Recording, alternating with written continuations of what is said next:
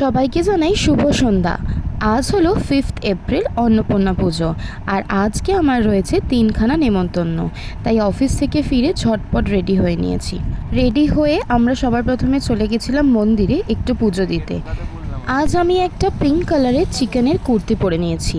এই কুর্তিটা আমার অনেক বছরেরই পুরনো, কিন্তু এখনও পরতে বেশ ভালো লাগে, কারণ এর কাটটা ডিজাইনটা খুবই ইউনিক। সাথে পরে নিয়েছিলাম সহেলির দেয়া কিউট দুটো পিঙ্ক কালারের কানের দুল।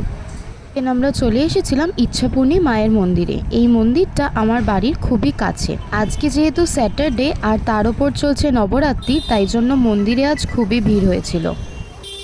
ভিড়ের মধ্যেও তাড়াতাড়ি করে পুজো দিয়ে আমরা বেরিয়ে পড়েছিলাম। চলে গেলাম মিষ্টির দোকানে। 3-4টে মিষ্টির দোকান ঘোরার পর আমরা চলে এসেছিলাম কালিকা সুইটসে, বিকজ আজকে একদমই মিষ্টির দোকানে মিষ্টি নেই। তারপর ওখান থেকেই ডেঙ্গুর বাড়ির জন্য একটু মিষ্টি কিনে নিয়ে সবার প্রথমে চলে যাচ্ছি ডেঙ্গুর বাড়িতে। ওর বাড়িতে আজকে অন্নপূর্ণা পুজো হয়, তাই কাকিমা আমাদের সকলকে নেমন্তন্ন করেছিল। কত তলায় রে? ঠিক আছে। আমরা ডেঙ্গুর বাড়িতে প্রায় 8:30 মতো টাইমে ঢুকি, আর তখন এসে দেখি এখানে মায়ের সন্ধ্যা আরতি চলছে। প্রত্যেকবারে আমরা এরকম টাইমেই ওর বাড়িতে আসি, আর এখানে সন্ধ্যা আরতি দেখে মায়ের ভোগ খেয়ে তারপর আমরা অন্য বাড়িতে যাই। আমরা ঢোকার পরপরই বাকিরাও চলে এসেছিল, আর ওরা দেখো পুজো বাড়িতে এসেও মারামারি শুরু করে দিয়েছে।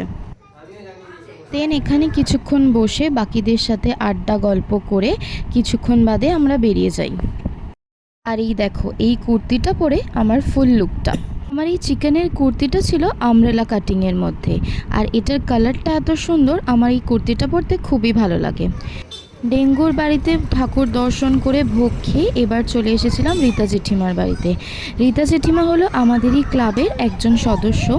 জেঠিমা আমাদেরকে খুবই ভালোবাসে, তাই পুরো লেডিস ফোরামকেই আমাদের নেমন্তন্ন করেছিল। জেঠিমার বাড়িতে খানিক গল্প আড্ডার পর আমরা চলে এসেছি এবার সোজা খেতে।